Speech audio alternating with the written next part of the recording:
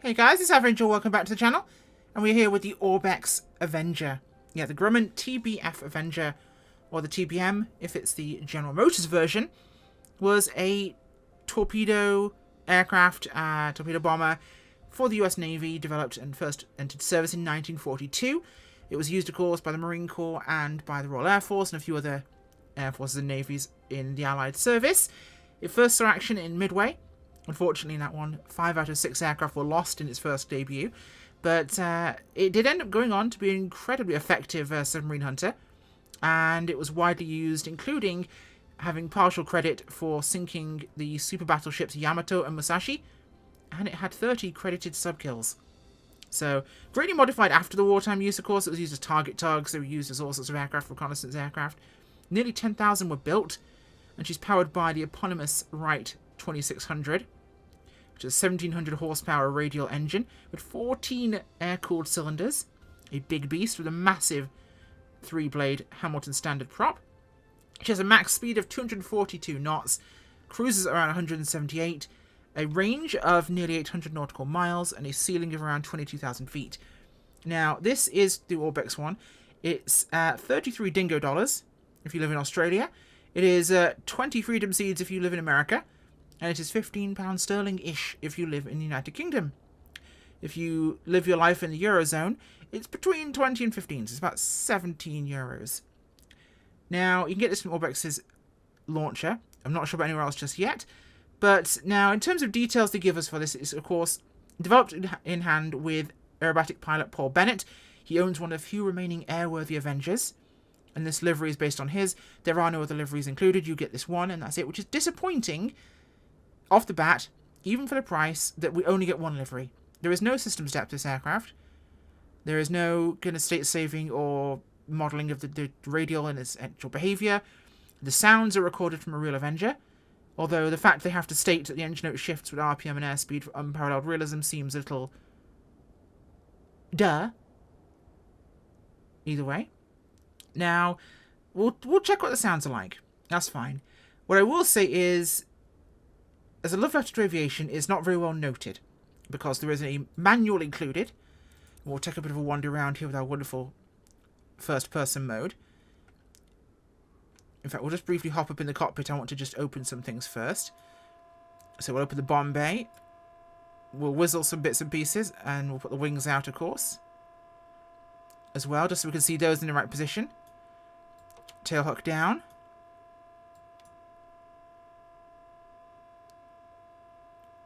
And as soon as those wings are unfolded, we're going to push in the locking pin. Very important to do. And we'll put our battery power off again. There we go. And we shall hop out. Now, it's a big beast, isn't it? The modelling quality is pretty good. You can even see the panel there, the ID panel on the front of the radial. Although the amount of rust there around the O-ring is mildly concerning. Okay, fair enough. Inside the bomb bay, we can actually stand up inside it, which is quite neat. Now we can see into the back here, into the other compartments, which we can walk through. So this is underneath inside where the, below the turret there, where the bombardier or radioman would be. So of course he's got his little seat down here.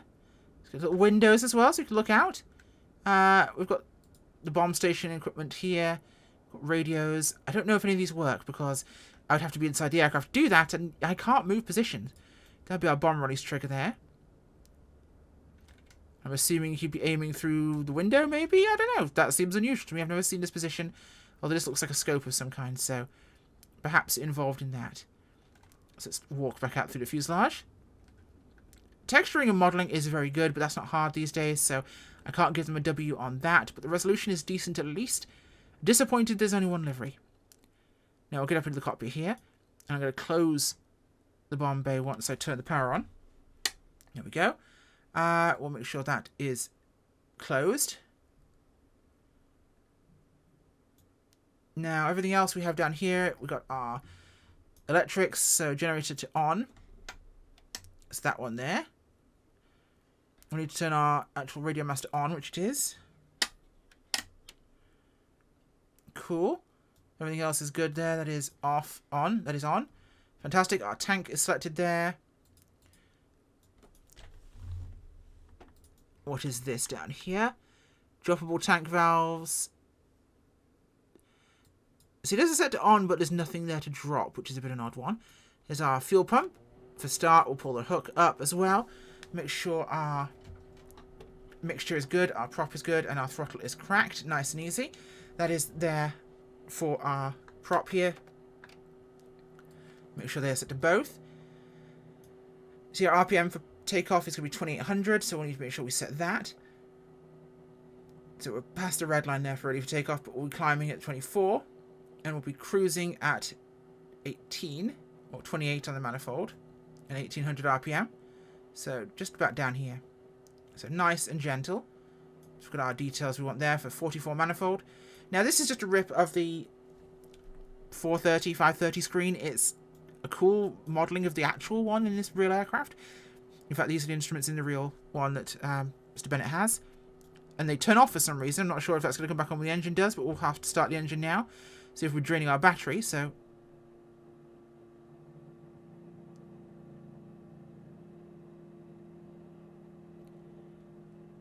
Is she going to start? She's not going to start.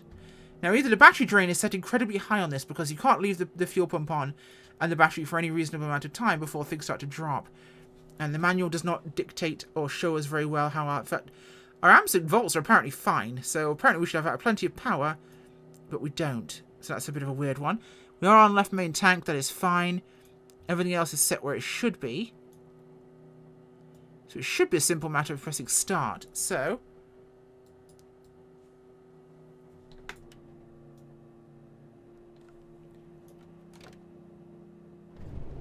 Oh, there it went.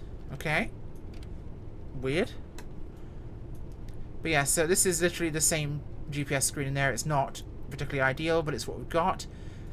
I don't like that. That's a very lazy implementation, personally. And yeah, the price is not incredibly high, but it's also not great in that regard. So our gear is set to down. I need to make sure that's set to down on the ground before we do anything stupid. The oxygen system, as far as I know, does not work. Now, this unlatches your canopy. And this one opens it. I will not be doing that, though, because I can't close it. The manual doesn't tell me how. But if I pull this and this opens, I pull it again and it just wobbles back and forth. So it will operate exactly like this one and just latch and unlatch. But it does not actually bring the canopy forward again. The manual doesn't describe it. The manual is very thin on the ground in terms of information. It is hard for me to see what anything does. It's not clear. And it's not instructive. Neither is the ability to basically find out how to get into the rear cockpits.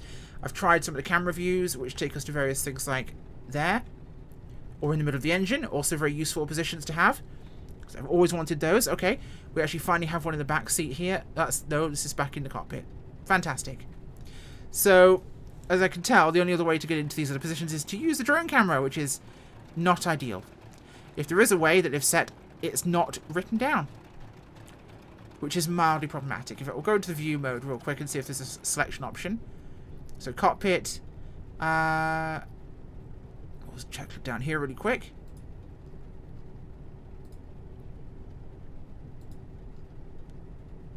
Yeah, so these are largely generic. We just got, see, that's meant to be kneeboard.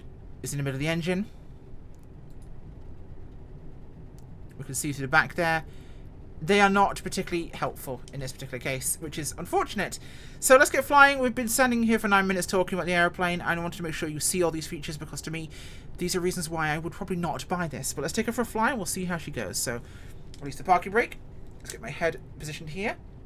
And as I mentioned, we are at midway, which felt appropriate for this aircraft. So we'll taxi out to the runway here, and we'll get ourselves ready for takeoff. We're at the new island of Midway rather than the existing, or the previous one, Eastern Island, which is the one that held the base in World War II. There's a taxiway. She's very tall, bigger than many cars, and that makes it a bit of a beast to operate the aircraft. Now, no pilot figures, that's another thing. Every aircraft that's come out so far for 24 has no pilots, other than included static ones. So bear in mind, if they include static ones, they work, so included with the aircraft, modelled in, but they cannot support the third-party aircraft, which is maybe an oversight, I don't know why, but it seems as though nothing yet supports them. This seems like a Microsoft thing rather than a them thing. Because every add-on I've tested so far, free or paid, struggles to get the animated figures in. And I'm going to go and ask the guys at Got Friends about this, because I have a line with them. So I'm going to ask them about this and find out what the dealio is there. But, as I'm sure, because you know they are a first-party developer, maybe they'll be able to give me an answer. But it seems like other developers really have not managed it yet. And I'm not at the taxiway, I'm on some asphalt, which is fine. Because there's nobody else here, which is great. So we'll set our flaps to 15 degrees. We'll get ourselves turned here. Now she's got a very big nose, so I'm going to have to keep my eyes out the side of the window here. Small runways it is not perhaps favourable for. Okay, and ready to rock and roll here. Get a big, beautiful 2600 going. It's a little quiet. Oh, it's pulling torque. Okay, interesting torque there. I'm going to give it right stick here to keep it level on the ground. Airspeed's good. I need to be down to my 44, wasn't it, for takeoff? There we go. We'll pull the gear up now. We'll go outside for that so you can see it. She's really wanting to pitch up the nose. Let me just straighten this out before I pull any gear up, because this is absolutely pulling to the right. No matter what I do there. So let's straighten her out here. Let's trim the nose down a tad.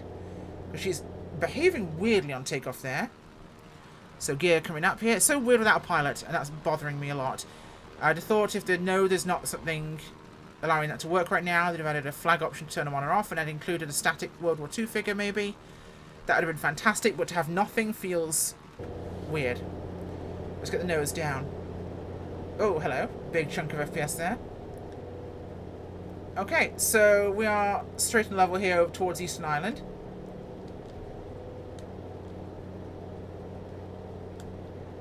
Let's trim the nose down there, pull the RPM here.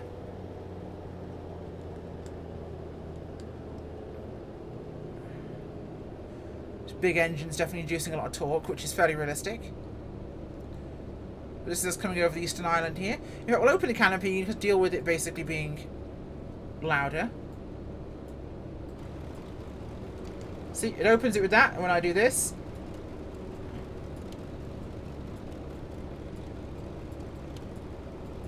nothing.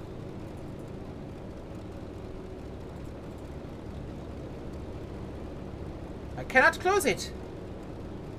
It's just stuck open. Go figure. Pull those flaps in as well while I check that. So this is the old strip here at Midway. Old Eastern Island.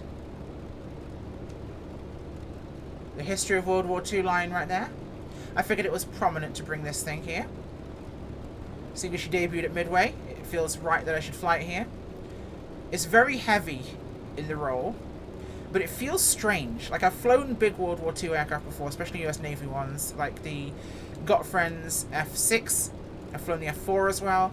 Now, those are fighters, yes. But they are Grumman fighters, so similar stable, and they feel nothing like this. They feel very different. This is, of course, at the time, the biggest single-engine prop aircraft. Of course, it was until the Sky Raider was a thing. But it's a bit more power here.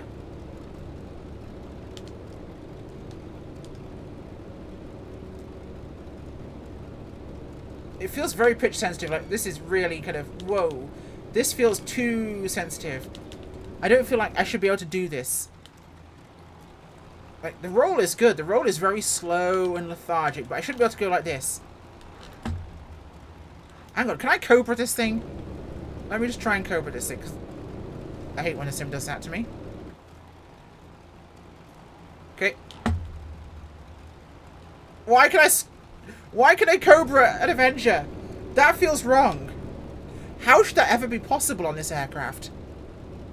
Watch. Me. I can Cobra a TBF Avenger. That's wrong. Yeah, that's the pitch is ridiculous. It's very rubbery and bouncy, and it doesn't feel real at all. Now, I might be wrong, and it might be an incredibly sensitive pitch, but I guarantee I should not be able to yank the stick hard back and Cobra the aircraft. Because I'm going to do it inside the cockpit now, just to see what this actually does to my airspeed. But, like, watch. That shouldn't be possible. That should not be possible in the slightest.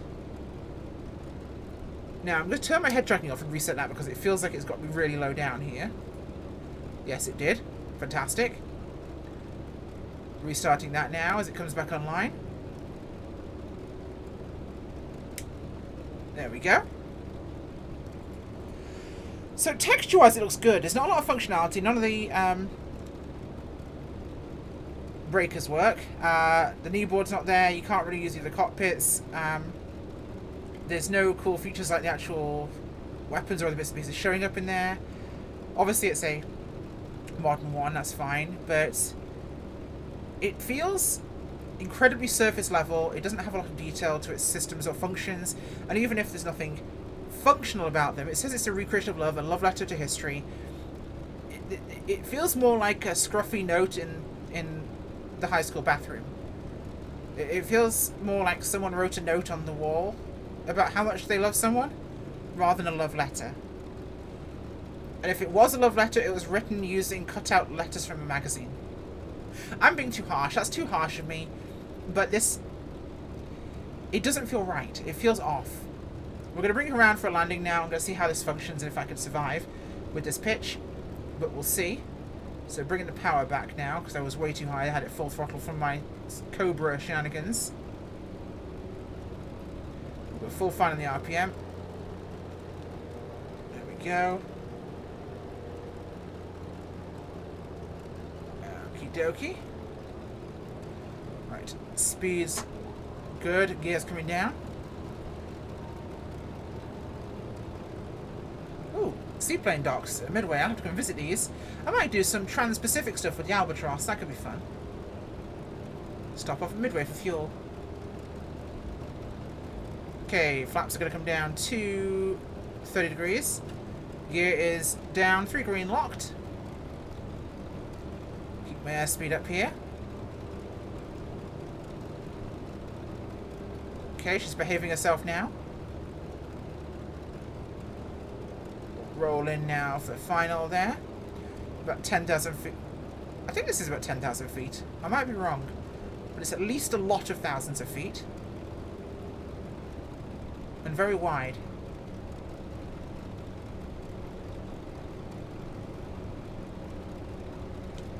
Trying to keep my curved final there so I can see over the nose, because the big high nose does mean it's quite difficult to maintain your positioning. Okay. It's going to be a squiffy landing, I can feel it. The nose, the pitch is less dramatic now, but it's not good. I can't see my touchdown point. I'm referencing at the side window now. Okay, let's try and bring her down gently here. Yeah, this is not feeling particularly... I don't like this at all. Okay. That was very placid for how terrifying that approach was. Now, visibility I can understand would be difficult with this aircraft, but I feel like I could... Yeah, I'm so struggling with my visibility. Imagine bringing this thing to a carrier. It feels like the default position is too low. Perhaps?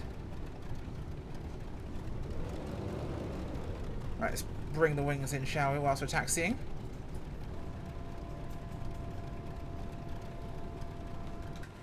So what do I think of this aircraft? I think it's got a bunch of things that don't work.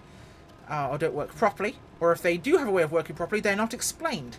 The manual's problematically lacking in detail, which is difficult if you have a feature that you need people to know about, or that isn't logical. If one can logically open the window by clicking on something, you would think it would be either logically to close it that way.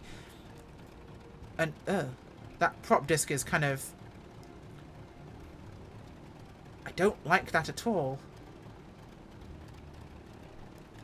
Yeah, if you know you're not going to be able to use the MSFS figures, put a default World War II one in there, at least as a selectable option to show or hide it. And that way you can have something, because with there nothing in there, it feels half finished, half baked and not available. It feels like it could have had more, a lot more. It's not bad visually, in fact it's quite good visually, but I think that's where it stops. Visually and sound-wise, it's decent.